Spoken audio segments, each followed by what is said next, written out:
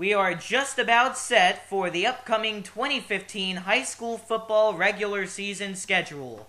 Hello, ladies and gentlemen, this is Nick Rush, and welcome to This Week in Raider Football, Episode 2 of the 2015 season.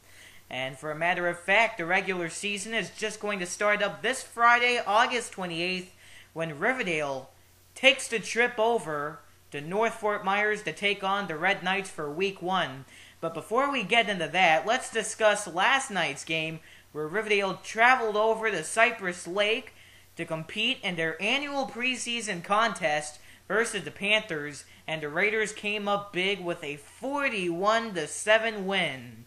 It seems like not too much went wrong for Riverdale last night. A big combination between defense and offense. Talk about the defense. They really did force fumbles. They put some pressure on the Cypress Lake offense, and they pressured the Panthers into 3 game-changing interceptions, and that was a big key to the preseason road win for Riverdale. You have to show some love for the offense as well. Take a listen to this. And the first 5 offensive drives of the ballgame for Riverdale, they drilled in 4 touchdowns. And by the end of the ballgame, there were 5 carriers who brought the ball into the end zone. Those 5 players are Jacob Tracy, Jaquez Dickerson, Zach Sanders, Malcolm Spencer, and Brett Abrams. They all found the end zone by the end of the contest. It was also a great 2015 regular season debut from quarterback Daniel Ulmer, coming into the school year 2015 through 16 as a junior. On the night, he went 10 for 18, overall 107 yards and 4 touchdown passes. The running back showed up as well, as Spencer and Sanders combined for 131 yards and 2 touchdowns. And on the receivers chart, boy, Jacob Tracy had a night, 3 catches for 28 yards and 2 trips to the end zone. Not much went wrong. And overall, Riverdale gained 285 offensive yards in the night. So they kept up the pressure, kept up the momentum, and hopefully they can keep up that power and bring it to North Fort Myers next week on Friday night.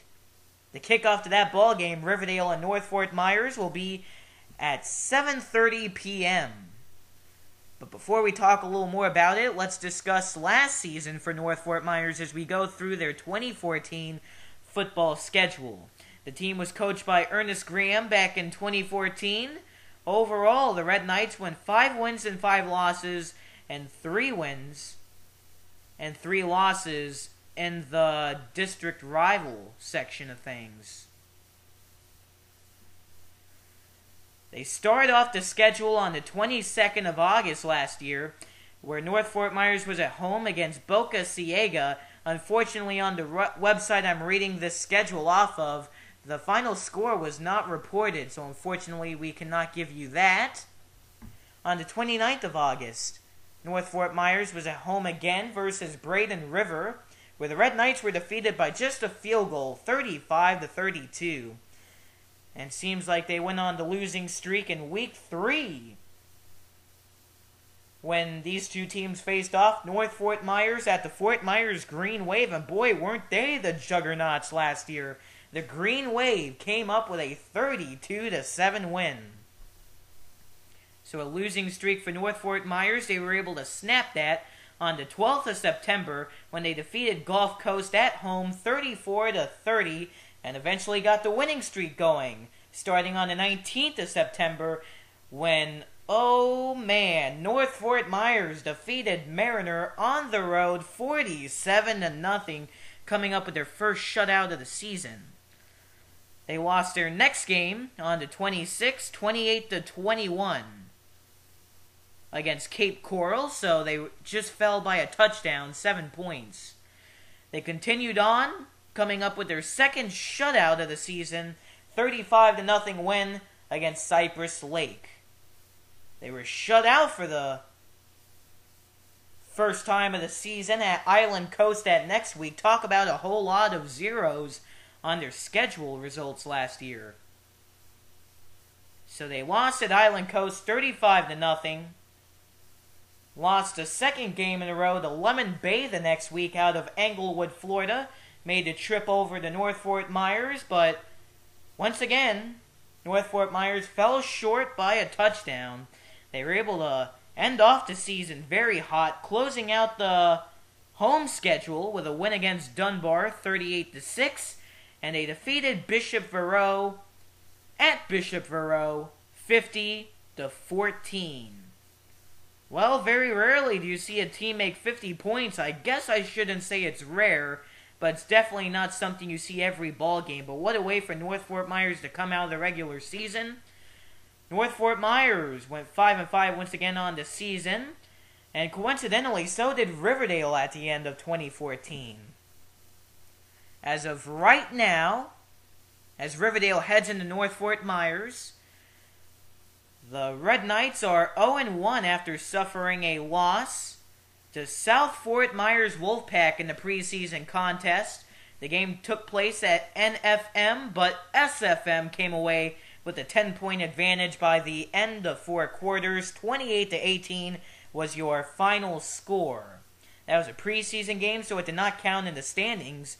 Riverdale coming up hot with their preseason win once again versus Cypress Lake 41-7. Alright, so that's a little bit of a sneak peek between these two teams. And now we're going to switch gears here. A little off topic, but anyways, I wanted to discuss the possibilities of a new home for this week in Raider football and baseball, and maybe even some of my play-by-play. But anyways, basically what I'm trying to say is I may switch websites here. The reason being is because, well, it's very lengthy. Here's the reason why. Many of you tech guys, and maybe tech girls even, know what I'm talking about. It takes a video a lot longer to load, or upload rather, compared to a sound file. It takes a video much longer to upload. The thing is on my videos you don't see anything except for the Riverdale logo. And you just hear my voice in the background. But I'm thinking, if you don't see anything, why make it a video? Just put it online as an audio file. I thought about the possibilities of the websites and what may be good for me. I'm thinking SoundCloud may be good. I know it's pretty odd to use SoundCloud for sports commentary and podcasts and whatnot, but many people do use it for that. So I'm thinking of doing that, because let me tell you, last year when I was uploading baseball games on YouTube and spring football games, they're over 2 hours long, so it took hours to upload. It really did drive me nuts, so I'm thinking if I just uploaded the audio file online, then it would be a time saver, no doubt about it, because once again on my videos you don't see anything except the Raider logo. So I was thinking it'd save me a lot of time if I just put it on SoundCloud, uploaded it as an audio file. I mean, hey, if you want to make a video out of it, at least put something on there that people can watch. But anyways, I was thinking about that. Nothing is official yet, but it would be a really big time saver if I were able to do something like that. So it's not official yet, and it's not a big deal, because whether I stay on YouTube or SoundCloud, the podcast will still continue, the commentary will still go on, probably as long as my high school career goes on, hopefully, but we'll see what happens. It's not official once again, but it's a big thought. It saved me a lot of time, and either way, I would get the games online, so really that's what matters.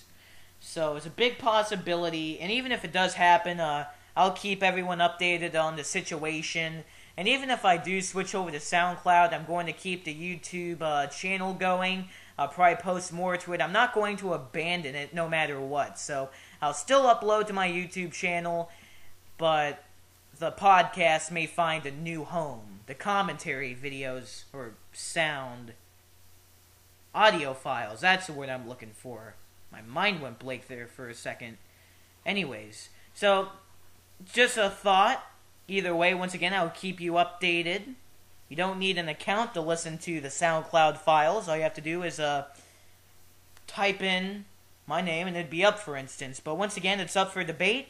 I've been thinking about it, but I'll keep you up to date and everything.